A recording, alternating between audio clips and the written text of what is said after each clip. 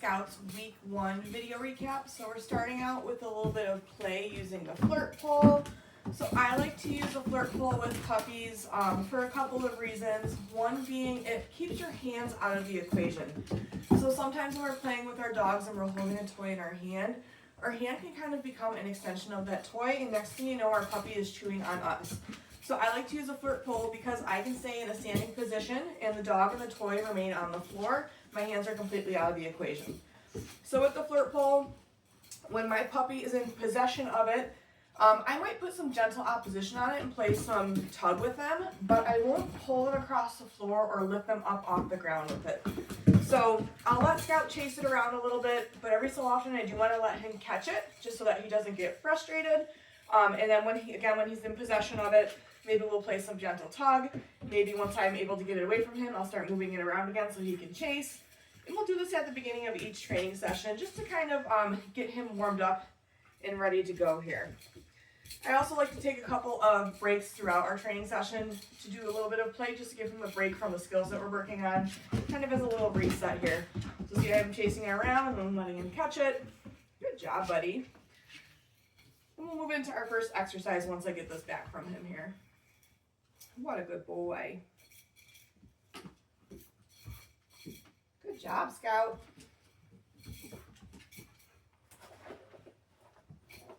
Good boy. Okay. So the very first thing we do at each of our training sessions is we charge our clicker. So our clicker marks the moment in time that the puppy does a behavior that we ask of them, and it'll always be followed by a piece of food. But since this is still fairly new to Scout, I want to spend some time charging our clicker at the beginning of each session just to remind him that when he hears that click, he's going to be rewarded with a piece of food. So when I'm charging my clicker, I'm not actually asking him for a behavior. I'm just going to click once and then give him a piece of food. And we'll do this maybe 3 times before we get started with our first exercise here.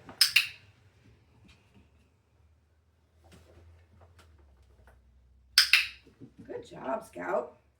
So the very first thing that we're going to work on is having Scout follow a food lure. So I do have a leash on him already. So when we're having the puppy follow a food lure, I'll hold it nice and flat in my hand with my thumb, and then my palm is going to be facing the dog. And the goal is I want them staying connected to that piece of food the whole time. So all I'm going to do is take just a couple of steps, click, and release that piece of food. We'll do that again in the opposite direction here. Good job. We've also been pairing this with Scout's name to start to work on some name recognition. Scout.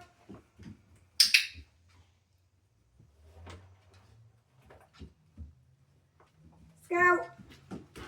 Good job, buddy. And then I do like to practice this with both hands just to make sure that my dog will follow a food lure, whether it's in my left or my right hand. So we'll do this again, but just on the other side. Scout.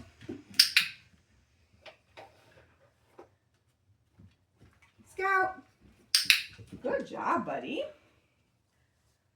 And then the next thing that we've been working on is just doing some baby walking. So this is where our dog is at our side and moving with us, and I'll try to keep my hand with the food right at the seam of my pants because eventually we'll turn this into a heel behavior where our dog is in a heel position. So just making sure he'll follow that food lure, stay at my side. So keeping it right at the seam of my pants while I move.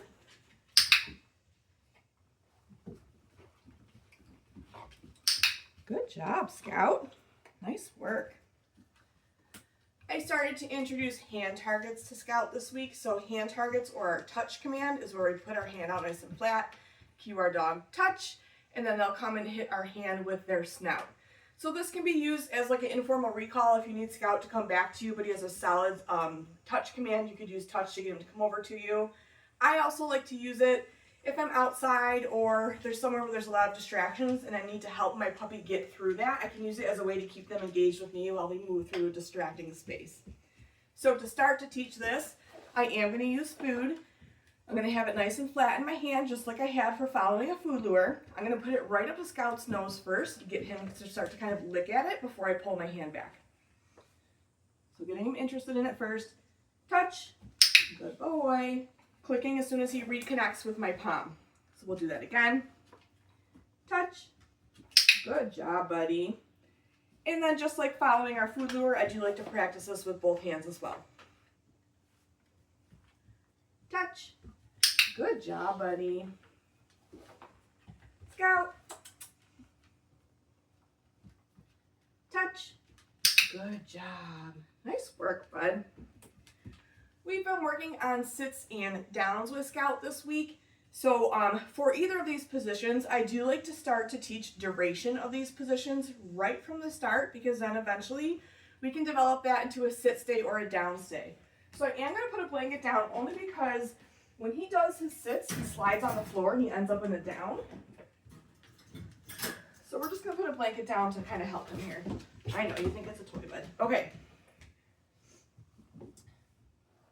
So when I cue the dog to sit, I will click as soon as their butt hits the ground, but then to start to build duration right off the bat, I'm going to give Scout a few follow-up cookies for staying in that sit position, and then I'm going to say break to let him out of that position. Scout, sit. So initial click for him doing the behavior, not clicking on the follow-up cookies. Break, using his release cue to let him out of that position. Scout, sit.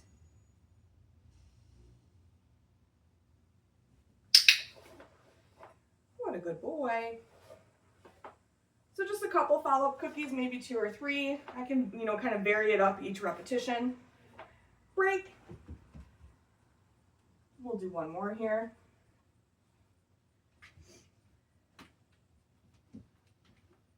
Scout, sit. What a good man.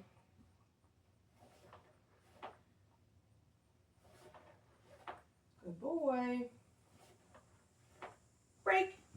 Nice work. Okay.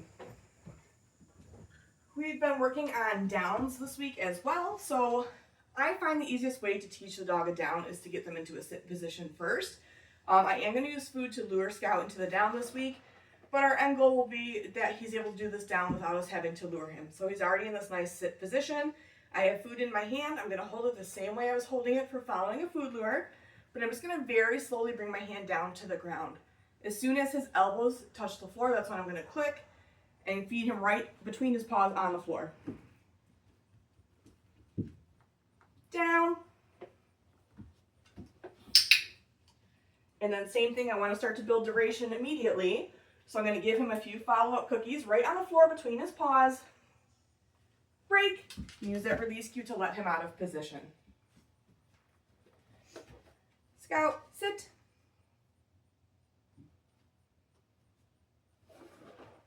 Good job, bud.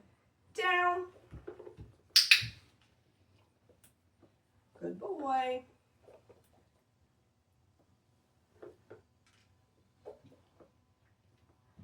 Break. And we'll do one more here. Good job, Scout. Good boy.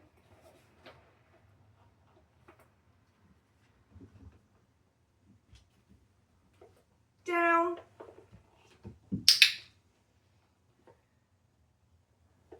So I like to feed on the floor for my downs because if the dog learns to expect the food on the floor when they're in that down position, they're going to be more likely to stay there.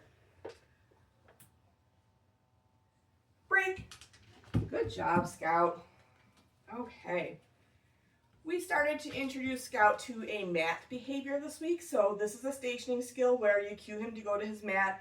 He settles into a down position and stays on the mat until you release him. So in week 1, we are just introducing him to the mat, meaning we're building up the value of him being on the mat. So criteria for this week, Scout. Criteria for this week is all 4 paws are on the mat. I don't care what position he's in. He has been offering me a sit on the mat, so we'll see what he does when I put this down here. But again, criteria is all 4 paws on the mat, he's going to get rewarded. So you can see we've been practicing this because he's looking down on the mat for the food. So I'm going to feed one after another again to build some duration right from the start, putting it right down on the mat. Break, using that release cue, and then I'm going to move the mat a little bit. When he makes his way back to it, That's when I'll click. Good boy. Drop one at a time. Break. The reason I'm moving the mat is because I want to create a little bit of excitement. I want him seeking out the mat after each repetition. So in week 1, I do move it between each repetition.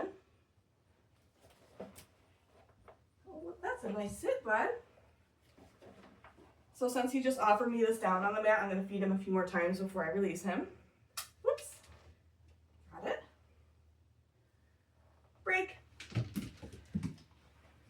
Go to your mat. Good job, buddy. Good boy. Nice work.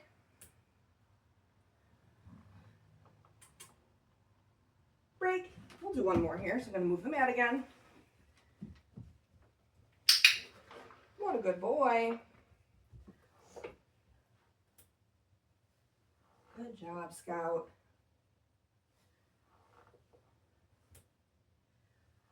Break. Okay, so when I'm initially teaching my dog the mat behavior, I will only have that mat out and accessible to my dog while we're actually working on it.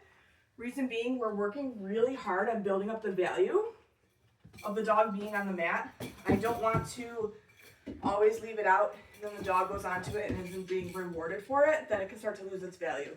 So just while you're initially teaching this to Scout, I only want it out and accessible to him while you're actually working on that skill. We're just gonna take a little play break here for a minute. Eat it, buddy. Good boy. Good job, bud. We started playing some crate games this week just so that Scout has a really positive association with going in his crate. So in week 1, I'm not even closing the door. I'm just rewarding him for spending a little bit of duration in his crate. And then I'm also going to be using his release cue, that break, to let him out of the crate. So this will help when we're initially letting him out of the crate, instead of him trying to rush and get out the door as we're opening it. We do want to develop this into a nice stay behavior until we release him out of the crate. Scout, crate. So marking and rewarding once for all 4 paws in. I'll mark and reward a second time just for a duration, maybe even a third time. And then when I'm ready to let him out, I'm going to meet him at the threshold with a piece of food. Break. Use that release cue to let him out. Scout, crate.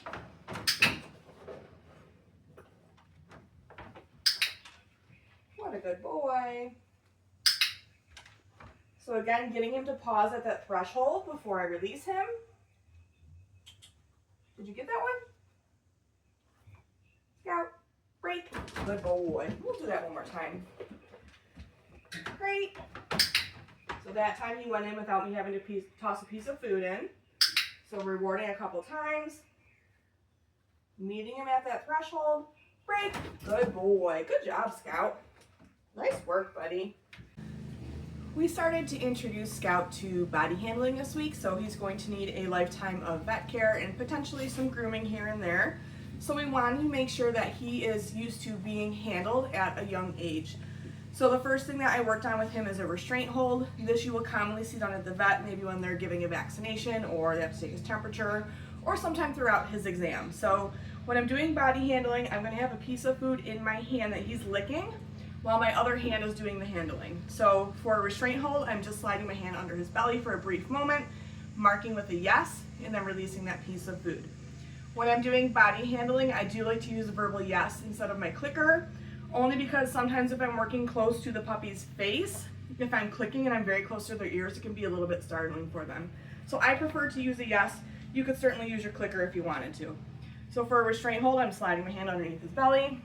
Yes, marking with a yes, releasing a piece of food. Good boy, we'll do that again. Yes. Good job, Scout. Yes. Nice work, buddy. The next thing that we worked on with him is handling his tail. So when he's having his temperature taken at the vet, they'll lift up his tail. So for this, I'm just going to slide my hand down his spine, gently lift his tail. Yes. Good boy. Good job, Scout. We'll do that again. Yes, good boy. And then we'll do one more.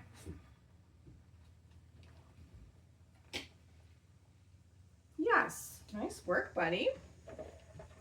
We're gonna move on to handling his paws. So this week I am just going to gently lift up his paws. But with this, I like to start at the top of his leg and slide my hand down instead of reaching in and going right for a paw to start. So I'm gonna start up at his shoulder blade for his front foot here, sliding down his leg, and then just picking up his paw for a moment. Yes, good boy. We'll do the same thing for the back leg here. Yes. And then to get the other side, I'm just gonna have him turn around so that you can see what I'm doing here. What's this? So same thing on this other side. Yes, good boy. And then we'll just get this last front leg here. Yes, nice work, buddy. Go get it. Tossing a little reset to give him a break. And then we're gonna move on to handling his face. So when I'm handling puppy's face, I don't mind if they're in a sit position. I can actually kind of see what I'm doing a little bit better. So when Scout is in the sit, or he can stand either or, I'm gonna get him on that piece of food, and then I'm just gonna flip his ear back. Yes, and take a quick look. We'll do that again with the other ear. Yes, good boy. And then for his eyes, I'm just gonna gently lift up his eyelids so I can take a peek. Yes, good boy. We'll do that other eye. Yes, good boy.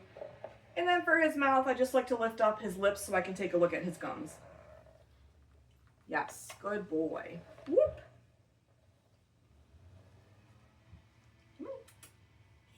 Come here. Good boy. Let's look at the other side of his mouth here. Yes, good boy. Very nice. So again, just making sure that he is comfortable with having different body parts handled this week. Next week, we'll get into using grooming tools, so like a pair of nail clippers. That's it for Scout's week 1 video recap. Make sure that you're looking at the email that I send over. That'll have some written instruction as well as some videos that'll give you a lot more detailed information on everything that we've been working on with Scout this week.